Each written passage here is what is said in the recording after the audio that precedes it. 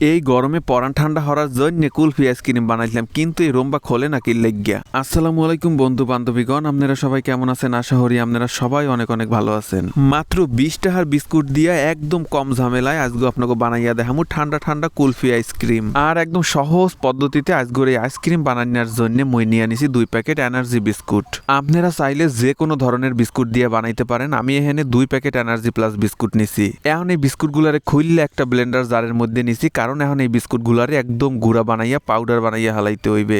যেহেতু বিস্কুটগুলো নরম, সেই জন্য কিন্তু এই বিস্কুটগুলা গুঁড়া হইতে খুব বেশি সময় লাগবে না। এই যে দেখেন বিস্কুটগুলা ব্লেন্ড হইয়া একদমই গুঁড়া পাউডার হইয়া গেছে।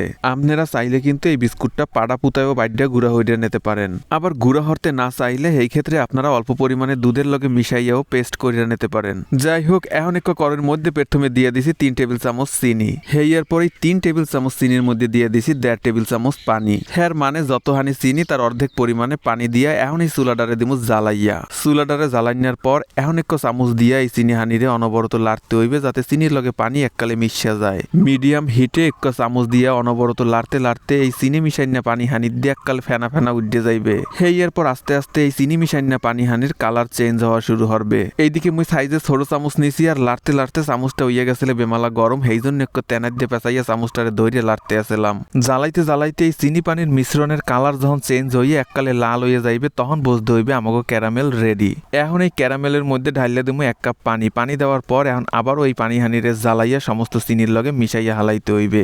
জ্বালাইতে জ্বালাইতে এই পানি হানি যখন ফোটা শুরু হবে, তখন এই ফুটন্ত পানির মধ্যে ঢালিয়া দিতে হইবে বিস্কুটের গুঁড়া। বিস্কুটের গুঁড়া ঢালিয়া দেওয়ার পর চামচ দিয়ে ঘুইডা সমস্ত বিস্কুটের গুঁড়া হানিরে এই ক্যারামেলের লগে মিশাইয়া হালাইতে হইবে। সমস্ত বিস্কুটের গুঁড়া যখন এই ক্যারামেলের লগে মিশা যাইবে, এই পর্যায়ে আইয়া এর মধ্যে ঢালিয়া দিতে হইবে জ্বালাইনা ঠান্ডা দুধ। এখানে আমি 250 গ্রামের মতো জ্বালাইনা ঠান্ডা দুধ ব্যবহার করছি। যাই হোক, মিডিয়াম হিটে এই সমস্ত মিশ্রণ হানিরে এখন ভালো মতো ফুটাইয়া নিমু। বিস্কুটের গুঁড়া মিশাই নেওয়ার পর এই সমস্ত মিশ্রণ হানিরে এমন ঘোটা ঘটতে হইবে যাতে বিস্কুটের গুঁড়া দলা দলা হইয়া না যায়। 3-4 মিনিট ধৈর্য মিডিয়াম হিটে ফুটাই নেওয়ার পর যখন এই মিশ্রণ হানি এবিল ঘন হইয়া যাইবে, তখন এর মধ্যে দিয়ে দিমু ভাজা চীনা বাদাম। এর মধ্যে কিন্তু কোনো অবস্থাতে কাঁচা বাদাম দেওয়া যাইবে না।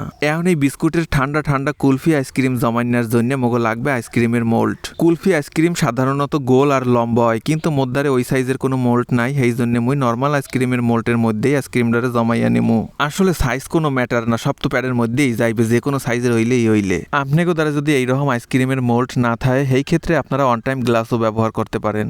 যেহেতু নিজে খাওয়ার জন্য বানাইবেন, সেই জন্য এককাল যে মোল্ডই লাগবে এমন কোনো কথা নাই। এখানে আপনারা গেলাস পাইলে আর এই কলস যে কোনো জিনিস ব্যবহার করতে পারেন। এই সমস্ত কুলফির মিশ্রণ হানিরে এখন এই মোল্টের মধ্যে ঢালার পর মোল্টের মুখটারে এবিল হইতে আটকাইয়া দিমু।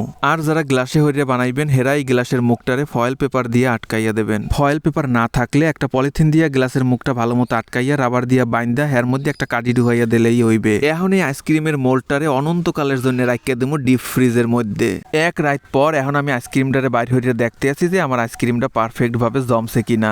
1 রাতের মধ্যে এই যে দেখেন আমার আইসক্রিমটা একদম পারফেক্ট ভাবে জমে গেছে। এখন এই আইসক্রিমটারে আপনাকে খুললে দেখাইতে আসি।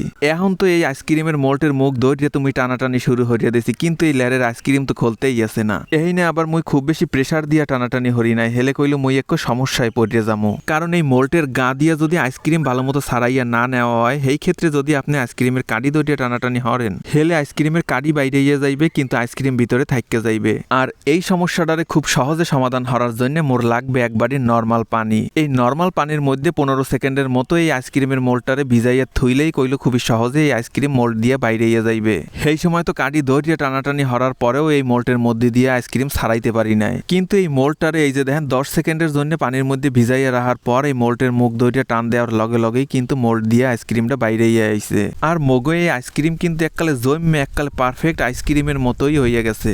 এই যে দেখেন মোল্টের মধ্যে দিয়ে আপনাকে আরো একটু আইসক্রিম বাইরে হইয়া দেখাইতে আসি। মোল্টের মোহের কাডি ধরিয়ে টান দেওয়ার লগে লগেই এককালে স্মুথলি আইসক্রিমটা মোল্টের মধ্যে দিয়ে কেমন সুন্দর হইয়া বাইরে গেছে। হঠাৎ দেখে বা খাইয়াও কেউ বুঝতেই পারবে না যে আইসক্রিমটা আপনি ঘরে বইয়েই খুব সহজে বিস্কুট দিয়ে বানাইছেন। বাদামে ভরপুর বিস্কুটের এই কুলফি আইসক্রিমটা দেখতে যেমন সুন্দর, খাইতেও কিন্তু বেমালা টেস্টি। বুড়া হইতে শুরু হইরে আপনাকে বাড়ির লেদা গুড়াগাড়া পর্যন্ত এই আইসক্রিমের ভক্ত হইয়া যাইবে। কি আইসক্রিম দেখি একসে ঠান্ডা। এতক্ষণ বইয়া সম্পূর্ণ ভিডিওটা শেষ পর্যন্ত দেখার জন্য সবাইকে ধন্যবাদ। সবাই ভালো থাকেন। আল্লাহ হাফেজ।